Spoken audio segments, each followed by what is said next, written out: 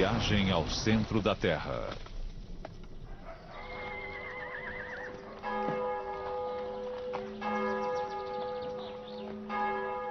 Na pequena cidade francesa de Amiens, perto de Paris, nasceu um dos escritores mais visionários de todos os tempos. Conhecido como o pai da ficção científica, ele acabou, segundo alguns, inventando o futuro. Seu nome era Júlio Verne. Há 150 anos ele escreveu histórias de aventuras e fantasias, muitas das quais são hoje fatos científicos. Seus heróis chegaram à Lua 100 anos antes da primeira tentativa real e deram a volta ao mundo em dias, numa época em que uma aventura dessas duraria meses.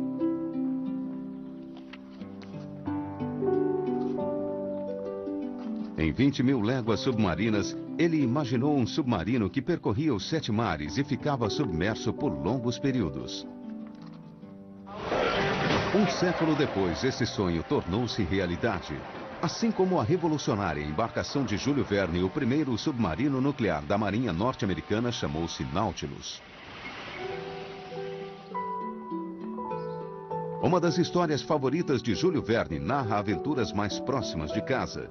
Ele ficava fascinado com o que lia sobre pessoas que ousavam se aventurar por dentro da Terra por meio de túneis e cavernas. Mas se perguntava o que aconteceria se essas pessoas conseguissem chegar muito mais fundo.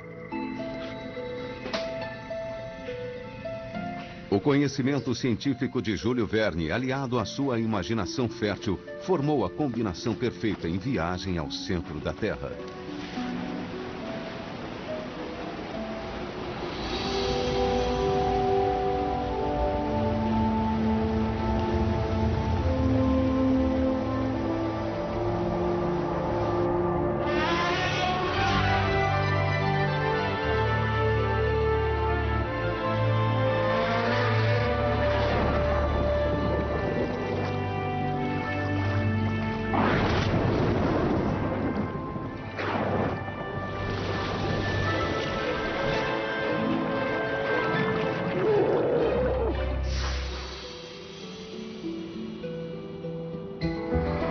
Quando ele estava escrevendo o livro, sabia-se muito pouco sobre o interior do planeta.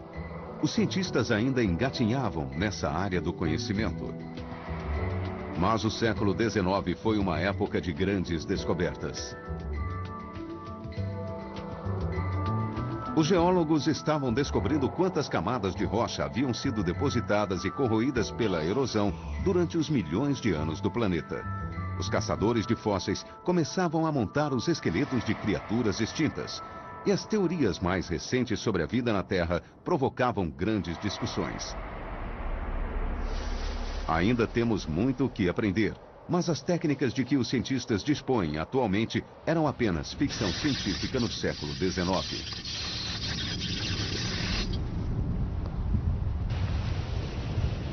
Hoje recolhemos gases dos vulcões e analisamos com tanta precisão que é possível saber o que acontece lá dentro.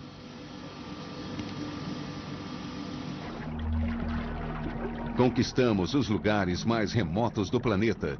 Descobrimos seu processo de formação e como eles continuam a se modificar. E aprendemos ainda mais sobre o centro da Terra, recriando-o em laboratório. Mas mesmo assim, ainda não encontramos uma maneira de chegar até lá. No centro do planeta fica uma imensa bola de ferro, o núcleo interno. Agitando-se ao seu redor, há um núcleo externo, de ferro derretido. Depois vem o manto com sua espessura de quase 2.900 quilômetros de rochas que se movem lentamente. A superfície da Terra é a crosta onde ficam as rochas frias.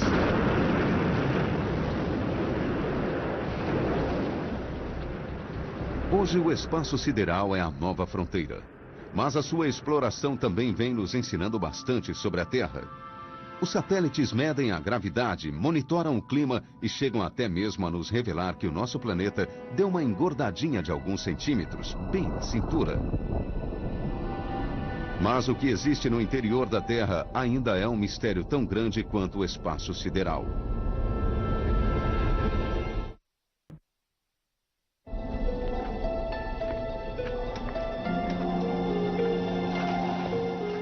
Júlio Verne adorava as invenções tecnológicas e equipava suas aventuras com lâmpadas elétricas alimentadas por produtos químicos.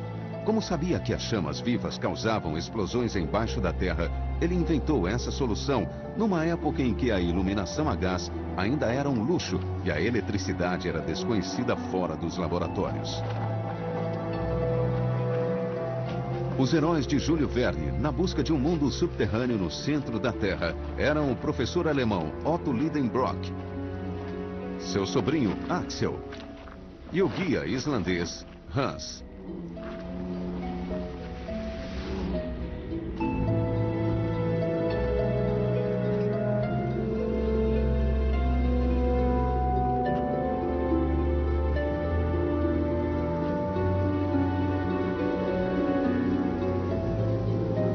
No livro, ele não deu a seus exploradores um veículo. Eles simplesmente percorreram todo o caminho a pé.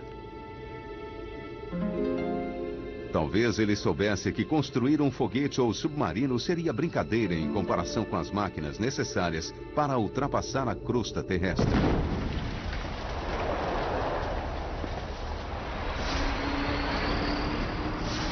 Será que conseguiríamos escavar um túnel até o centro da Terra com a tecnologia de que dispomos hoje? Se conseguíssemos, nossas usinas de força não seriam mais necessárias. A energia que extrairíamos seria de graça e não geraria emissões poluentes. Poderíamos descartar o lixo tóxico nesse incinerador incandescente. Grandes quantidades de minerais estão lá, esperando para serem trazidas à superfície. Há ouro suficiente para revestir o planeta inteiro com uma camada que chegaria aos nossos joelhos. Talvez conseguíssemos construir um sistema de transporte de alta velocidade por dentro da Terra, uma espécie de metrô global. Mas não é tão fácil assim. Este túnel, que liga a Inglaterra à França, levou 5 anos para ser concluído e ele tem apenas 48 quilômetros de extensão. Até o centro da Terra são 6.370 quilômetros. Será que gostaríamos mesmo de ir até lá? Seria uma aventura muito bem-vinda para o físico da Universidade de Maryland, Dan Lathrop. Acredito que é uma ideia bem interessante para uma aventura. Eu com certeza iria se isso fosse possível. Hoje em dia, as máquinas que escavam túneis têm tanto força quanto inteligência. Escoram as paredes do túnel que estão perfurando e não param nunca. Mas quais seriam as chances, mesmo de um monstro inteligente como este, chegar ao centro da Terra? Brian Clark constrói túneis em várias partes do mundo. Haveria diferentes combinações de materiais num túnel que nos conectasse ao centro do planeta. Mas, de modo geral, começaríamos a cavar em terreno suave. Depois teríamos que passar pelas rochas internas e, à medida que nos aprofundássemos, as rochas iriam se alterando sob o efeito da temperatura.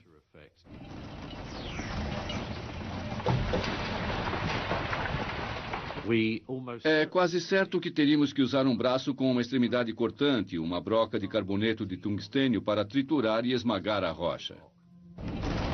Hoje em dia, as tuneladoras mais avançadas conseguem escavar 60 centímetros por hora. Nessa velocidade, se escavássemos 24 horas, 1000 anos para alcançarmos o centro da Terra. Teríamos que fazer com que essas máquinas trabalhassem muito mais depressa.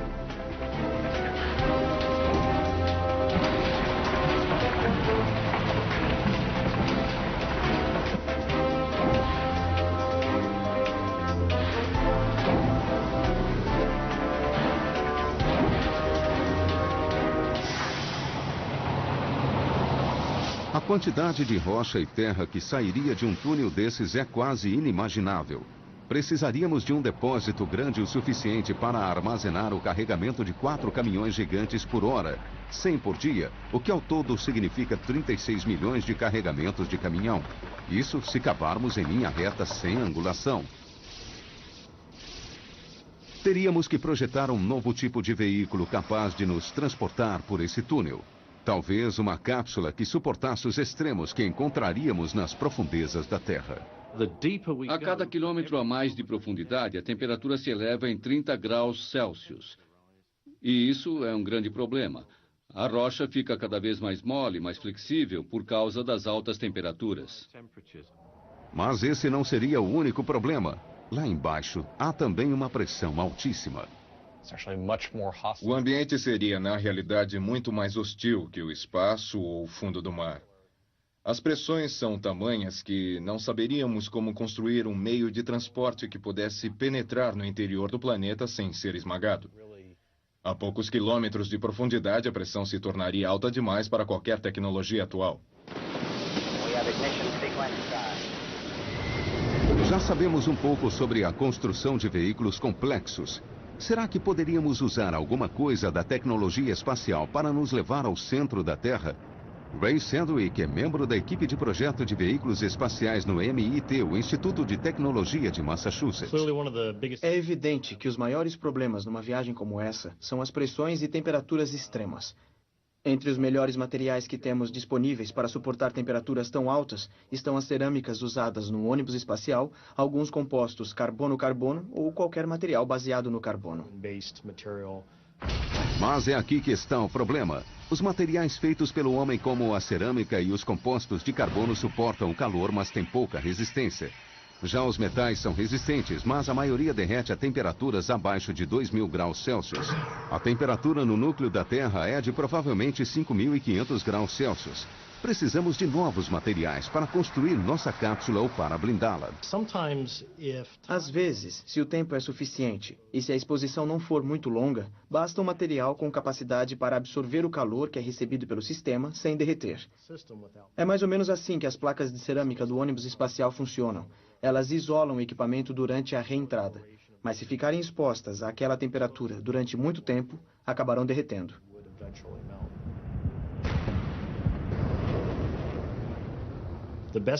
O melhor material que eu conheço para suportar altas temperaturas é o diamante. Além de ser o adorno mais valioso, o diamante também é a substância mais dura que se conhece. Podemos fabricar diamantes, mas será que conseguiríamos um que fosse grande o suficiente para uma cápsula?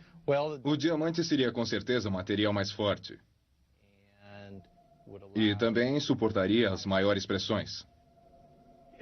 Não sabemos se seria possível construir uma nave inteira de diamante. Mas seria algo bem interessante e útil se alguém conseguisse fazer. Para que a cápsula resistisse, teria que ser resfriada continuamente. A maior dificuldade seria baixar o calor da cápsula. E só se poderia permanecer em temperaturas tão altas se fosse possível extrair o calor. Quem sabe, um dia, com algum tipo de equipamento com tubos de ânodo de carbono. Talvez uma espécie de cabo muito longo que acompanharia a cápsula até o centro.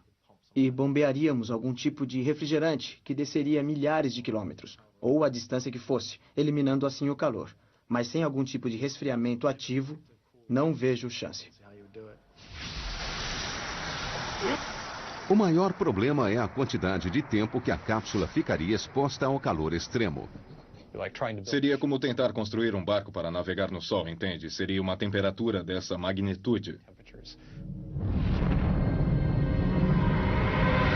Uma vez que o calor no centro da Terra é tão grande quanto na superfície do Sol, não poderíamos sequer pensar em viver lá. A tecnologia nos levou ao espaço a 320 mil quilômetros de distância, mas conseguimos avançar somente 11 quilômetros para dentro do planeta, apenas 2% da distância até o centro.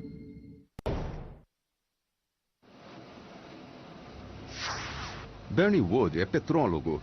Ele estuda os minerais que existem abaixo da crosta e tenta recriá-los no seu laboratório.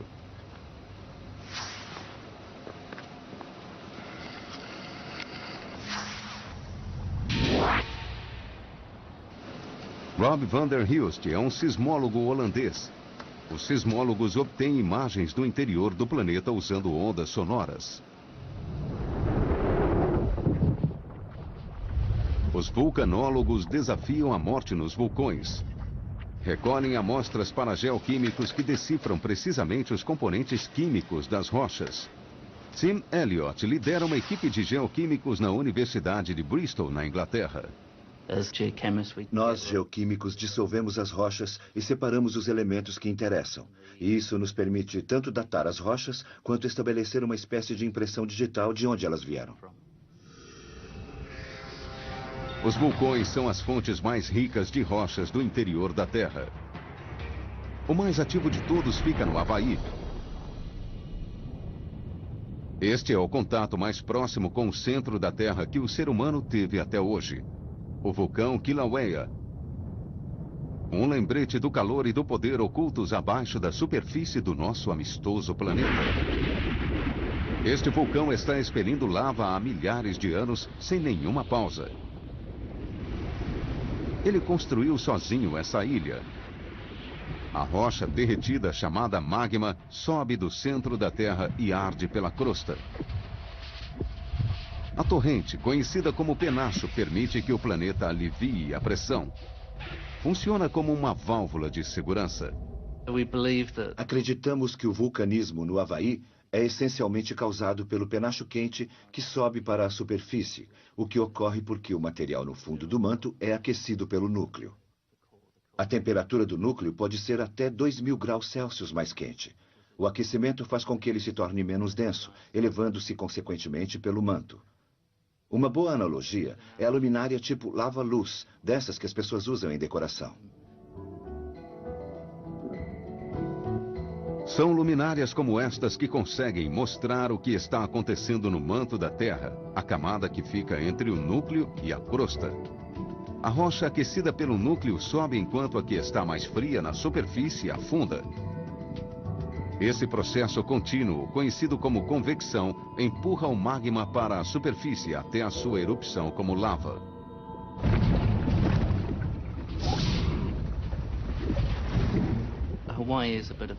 O Havaí é um exemplo muito especial. Lá fica o vulcão mais ativo do mundo, que entra em erupção com grande frequência. E também é excepcionalmente fluido. Por isso, a lava tende a se movimentar muito rapidamente. E lá há uma grande quantidade das superfícies chamadas Pah-Roy-Roy, que é a lava acordada, que tem uma textura bonita, suave.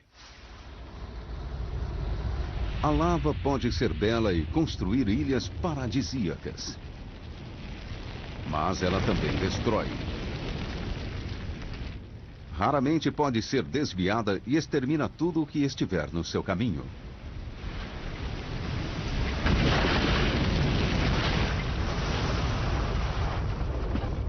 Maravilhados com as torrentes de rocha derretida que saíam dos vulcões, os primeiros geólogos estavam convencidos de que existiam imensas cavernas e espaços vazios no subterrâneo.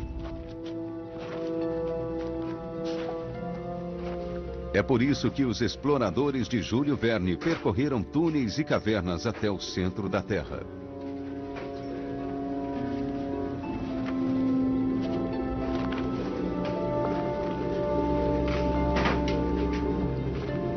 Quando o professor Lidenbrock, Axel e Hans aproximavam-se do núcleo, seu caminho foi bloqueado por um desmoronamento.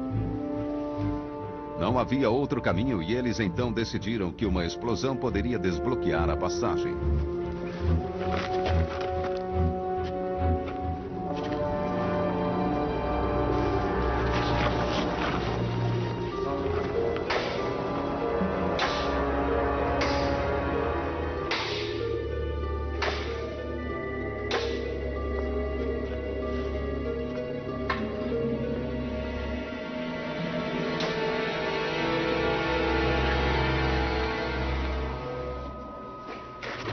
Júlio Verne sabia muito bem que a rocha derretida contida no centro da Terra estava sob uma pressão imensa. Se essa pressão fosse liberada, poderia formar um vulcão. Por isso, a explosão seria um risco.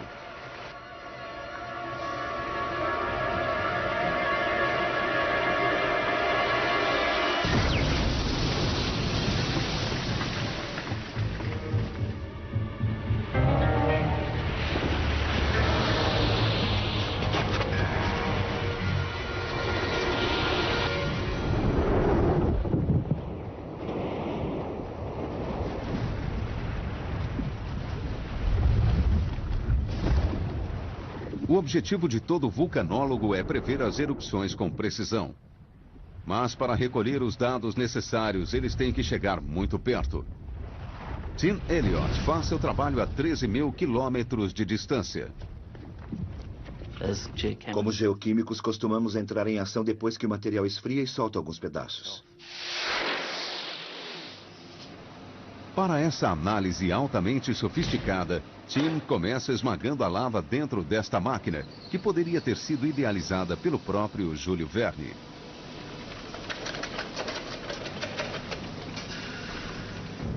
Primeiro, é preciso quebrar a lava em pequenos pedaços. Depois, ela é triturada até tornar-se um pó fino.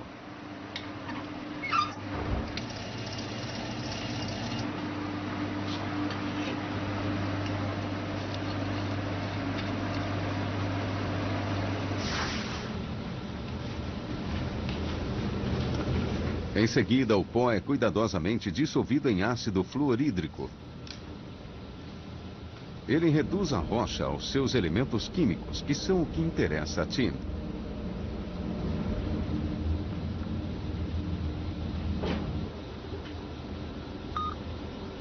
A amostra de lava é aquecida e o ácido evapora de um dia para o outro.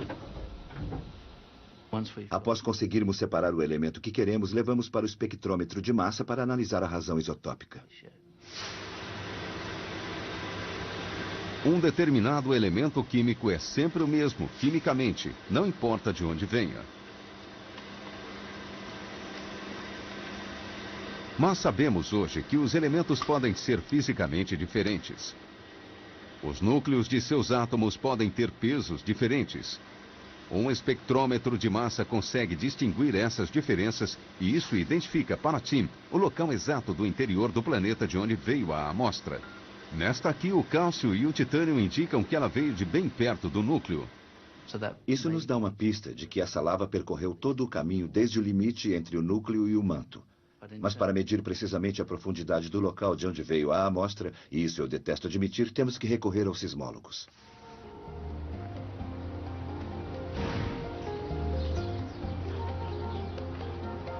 Os sismólogos como Rob van der Hulst conseguem enxergar o que existe no interior da Terra sem precisar ir até lá. A sismologia é a única maneira de se explorar diretamente o interior da Terra. A teoria sísmica se desenvolveu bastante e a observação sismológica pode fornecer imagens muito mais refinadas.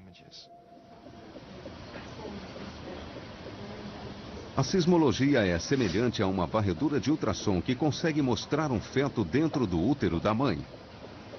Essa imagem pode ser criada porque o som atravessa as várias partes do corpo em velocidades diferentes. Ao contrário desse scanner que gera seu próprio som, a sismologia depende de sons naturais que ocorrem cada 1 ou 2 minutos.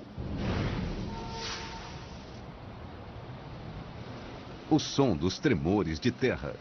Não conseguimos perceber a maioria, mas eles ocorrem numa razão de cerca de 1 milhão por ano. E estão agitando nossas ideias sobre o que acontece milhares de quilômetros abaixo de nossos pés. Podemos retratar muito bem o material que desce para o núcleo. Em alguns casos, é possível ver o limite entre o manto e o núcleo. Todas essas informações nos mostram a densidade concentrada no centro da Terra e como essa densidade muda com o aumento da profundidade. A sismologia diz que o manto tem camadas de rochas com densidades diferentes. Será que a petrologia pode nos dar mais informações? Pela observação, os sismólogos medem as propriedades das ondas sísmicas enquanto elas atravessam a Terra. E os petrólogos, como eu, estão mais interessados nos detalhes práticos, nos minerais que existem lá embaixo. Os petrólogos estão interessados nas rochas, de onde elas vêm, do que são feitas e como se formam. Além de tudo isso, Bernie Wood descobriu como criar essas rochas, ou melhor dizendo, minerais.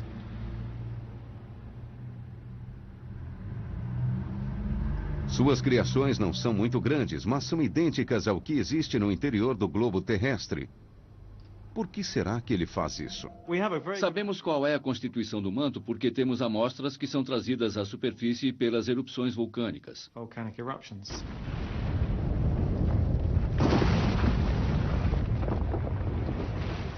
Agora sabemos de onde elas vêm, sabemos de que profundidade, porque os minerais contêm elementos como cálcio e alumínio, e a distribuição desses elementos nos diferentes minerais depende da pressão. E nós simulamos essa pressão. Por exemplo, submetemos uma amostra como esta a uma grande pressão e avaliamos como a composição dos minerais muda. Podemos fazer o caminho contrário para descobrir qual a profundidade exata dessa amostra.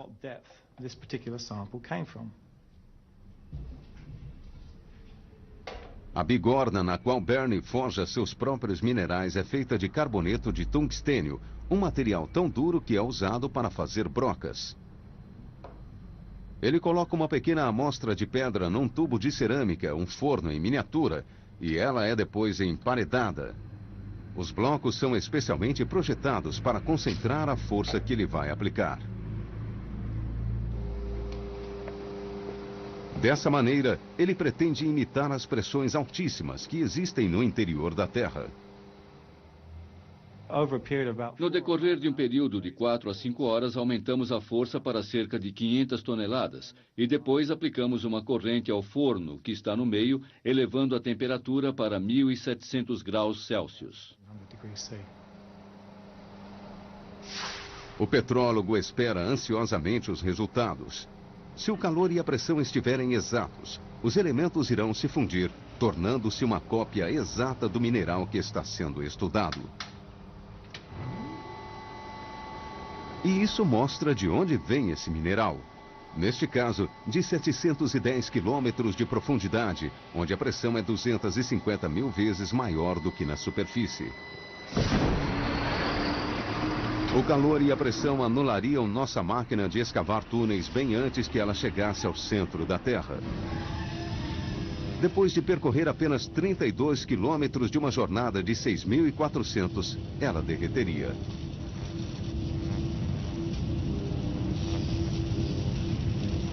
Mas se conseguirmos um dia solucionar esses problemas técnicos, poderá haver uma maneira de enviarmos uma cápsula para o interior da Terra.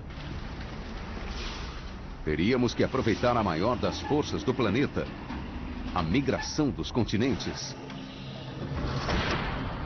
A teoria da migração ou deriva dos continentes, também chamada de tectônica de placas, foi finalmente aceita pela ciência na década de 60, um século depois do nascimento de Júlio Verne. Ela diz que antes, as massas de terra estavam juntas num supercontinente que se dividiu em placas e migrou pelo globo terrestre.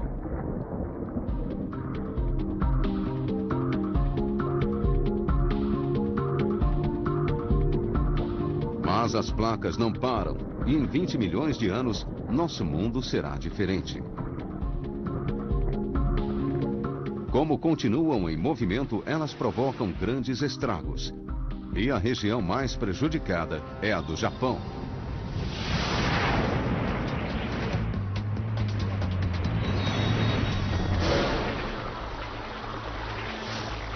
Tudo parece calmo, mas abaixo da superfície a história é diferente. A placa do Pacífico e a Ásia estão colidindo.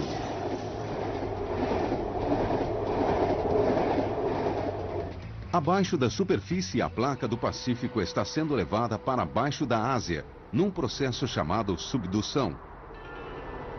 Isso faz com que o Japão se torne um lugar perigoso, com uma grande incidência não apenas de vulcões, mas também de terremotos. Liberando na maior parte do tempo cinzas e fumaça, os vulcões do Japão parecem tranquilos, mas não se iluda. A subdução retorce a crosta, mantém os vulcões ativos e provoca terremotos.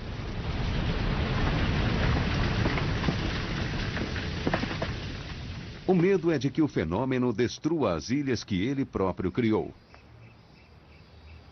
Tetsuro Urabe é professor na Universidade de Tóquio.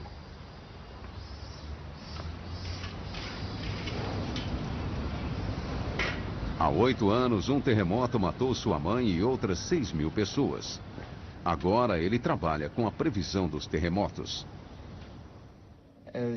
As ilhas japonesas estão localizadas na superfície da água a oeste da Eurásia, onde a placa do Pacífico fica abaixo do Arco das Ilhas. Esse tipo de cenário ativo causa desastres naturais, como as erupções vulcânicas e os terremotos. Em 1995, houve o terremoto Kobe, que matou cerca de 6.000 pessoas e que não era esperado. Todos os métodos sismológicos falharam e não conseguiram prevê-lo. Para prever melhor os terremotos, temos que conhecer mais a fundo suas causas. Uma cápsula projetada para viajar ao centro da Terra poderia ajudar nesse caso.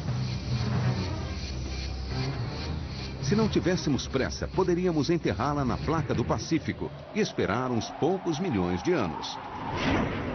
Ela terminaria embaixo do Japão, graças à migração dos continentes e à subdução. A rocha onde colocaríamos a cápsula é sólida, mas está em movimento. Isso é o que o manto faz. Ele flui muito lentamente, cerca de 1 centímetro por ano. Mas é como vidro que, se você acerta com um martelo, quebra. Essa é a causa dos terremotos.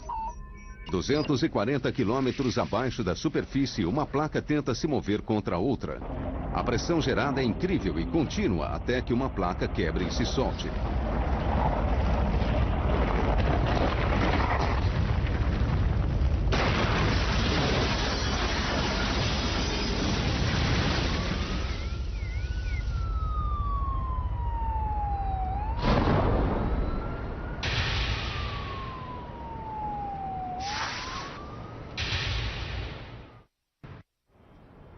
Por causa de sua base instável, o Japão tem uma das mais completas redes de sensores de terremotos do mundo.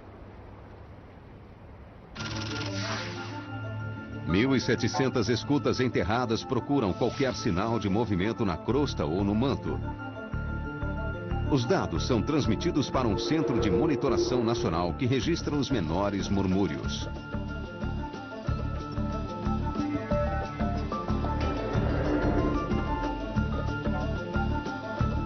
Todo tremor, por menor que seja, é mapeado em 3 dimensões.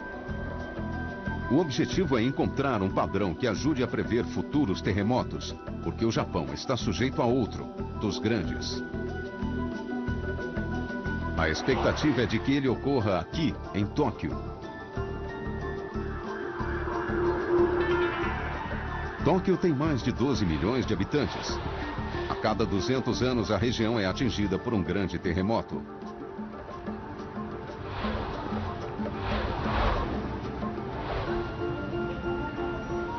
A cidade foi construída sobre uma intersecção onde 4 das placas tectônicas do planeta se encontram.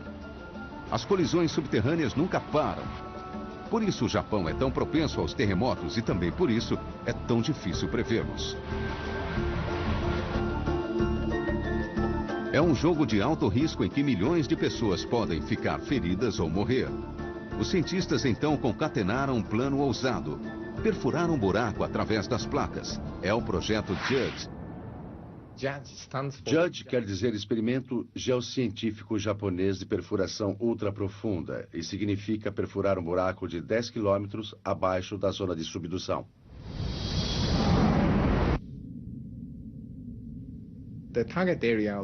A área que o projeto JUDGE quer atingir é muito ativa.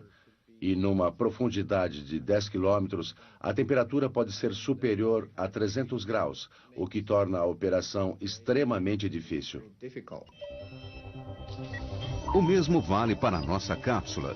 Precisamos de mais tecnologia para sobreviver à pressão e à temperatura intensas.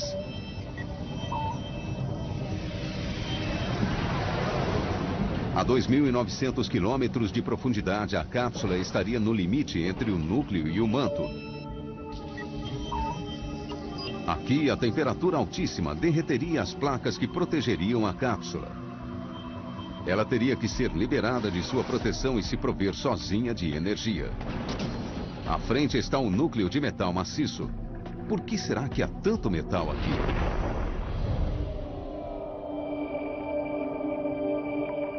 Há 4 bilhões e meio de anos, um asteroide gigante atingiu nosso planeta. O centro de ferro do asteroide derreteu e formou um oceano de metal no centro da Terra. O núcleo externo é como um oceano subterrâneo. O ferro derretido corre como água e avoluma-se em volta do núcleo interno em tempestades. É isso que gera o magnetismo terrestre. Apenas 1% dele se propaga até a superfície, o suficiente para formar um escudo que se projeta 59 mil quilômetros e que nos protege dos raios solares e dos raios cósmicos. Às vezes podemos enxergá-lo. As auroras austral e boreal são os espetáculos criados quando fragmentos do Sol eletricamente carregados colidem com o campo magnético. Mas como é que o núcleo gera tanta energia magnética? Einstein achava que esse é um dos maiores enigmas da física. Jeremy Bloxham está tentando resolver o quebra-cabeça em Harvard. Apesar da raça humana saber da existência do campo magnético da Terra há cerca de 1000 anos, ainda não entendemos bem por que o planeta tem esse campo e por que ele muda com o tempo.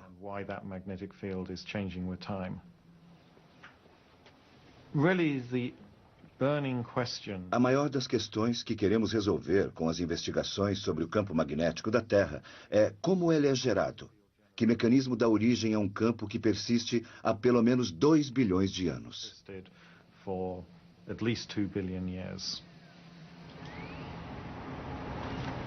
Um geofísico tem uma sugestão radical.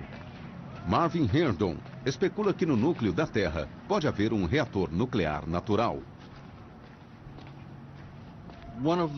Um dos problemas que permanece na ciência é descobrir a fonte que gera o campo magnético terrestre. Ele duvida que lá haja apenas uma bola de ferro que está esfriando há 4 bilhões e meio de anos.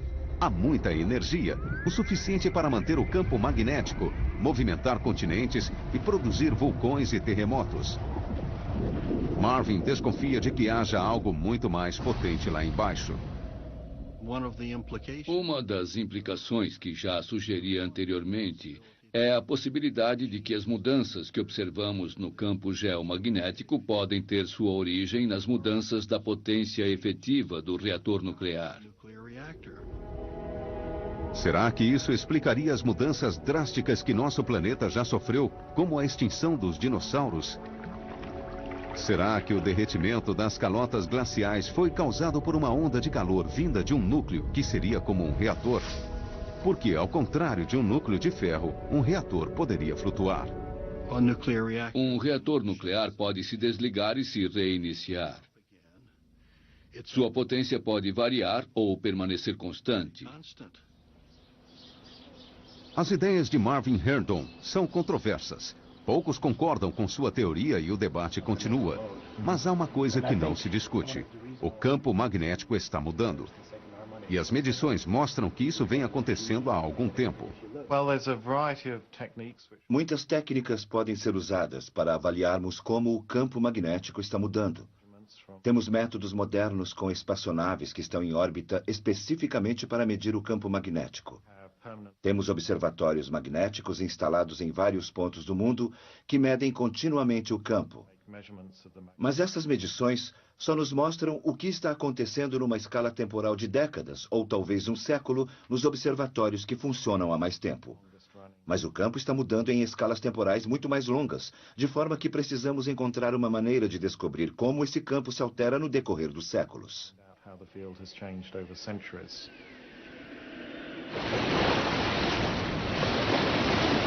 Felizmente, os navegadores sempre dependeram do campo magnético e aprendemos muito sobre suas variações através de seus mapas. As mudanças continuam. Atualmente, o norte magnético está saindo do Canadá em direção ao Oceano Ártico, numa velocidade regular de 16 km por ano.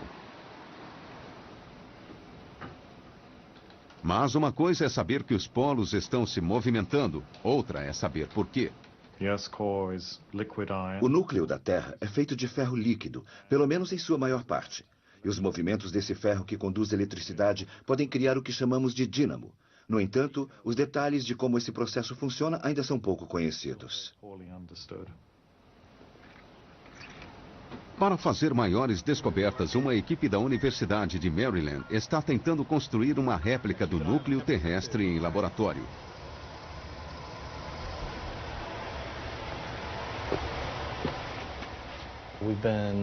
Estamos montando uma sequência de experimentos cada vez maiores e mais potentes para tentar chegar aos mesmos parâmetros da parte exterior do núcleo e descobrir como a Terra gera seu campo magnético. Há 3 questões principais que tentamos entender com estes experimentos. Queremos saber a intensidade do campo magnético do planeta. Também entender o que provoca e conseguir prevê-lo. E, finalmente, queremos saber quais são os limites de se ter um dínamo no planeta. Por que a Terra tem um dínamo e Vênus não tem? Preparando para 10 RPS. Pronto. No coração do dínamo de Dan Lathrop, há uma esfera cheia de sódio quente. O sódio se comporta eletricamente como o ferro, mas é 1000 graus mais frio. Uma hélice cria uma turbulência que se acredita que seja causada pela rotação da Terra. Até agora não se conseguiu gerar uma quantidade significativa de magnetismo, mas verificou-se que pequenas mudanças na velocidade e na temperatura afetam significativamente o campo magnético. Verifique se tem vazamentos. Não vi nenhum até agora. Tudo bem. Vou continuar.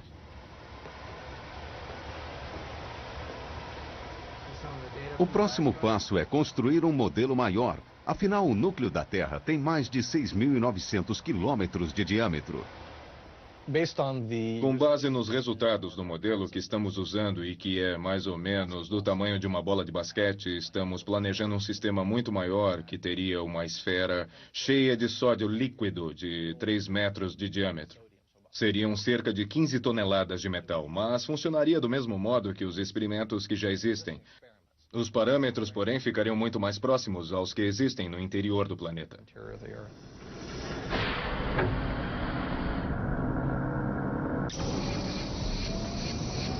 A cápsula que produzimos em viagem ao centro da Terra está por conta própria depois de pegar carona nas rochas.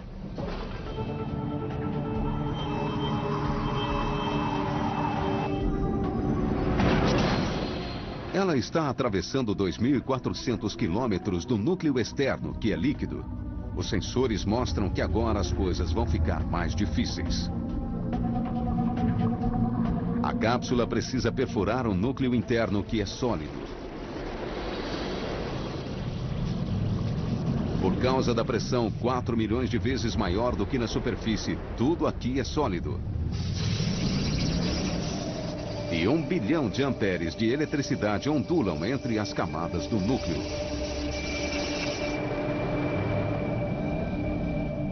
Este será o final da jornada, o centro da Terra. O único lugar do planeta onde não há gravidade.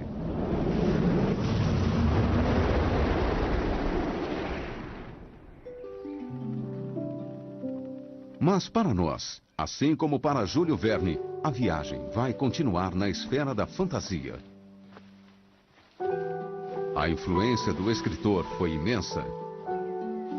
Ele impulsionou gerações de jovens leitores a fazerem carreira em ciência, engenharia e exploração e inspirou os inventores do submarino, do helicóptero e do rádio.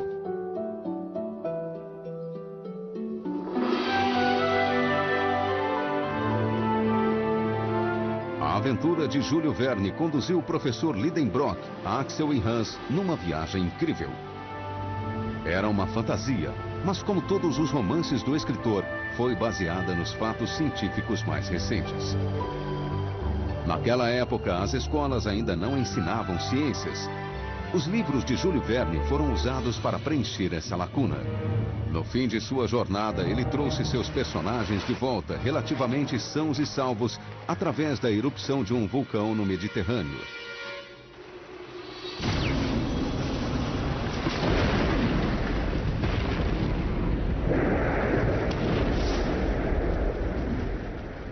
É exatamente dessa maneira que a Terra se recicla. As correntes de convecção do manto carregam a rocha para aberturas vulcânicas, onde elas são jogadas para a superfície.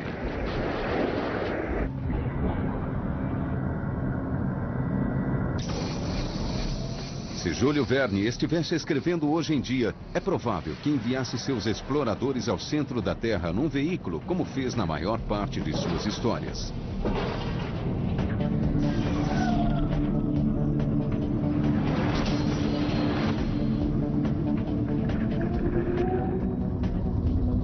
Mesmo hoje, no século XXI, a tecnologia ainda precisa percorrer um longo caminho para realizar este sonho. Júlio Verne disse uma vez que sua mente estava cheia de ideias improváveis, mas que qualquer coisa que um homem pode imaginar, outros poderão realizar. Se ele estiver certo, um dia seremos capazes de fazer uma viagem ao centro da Terra.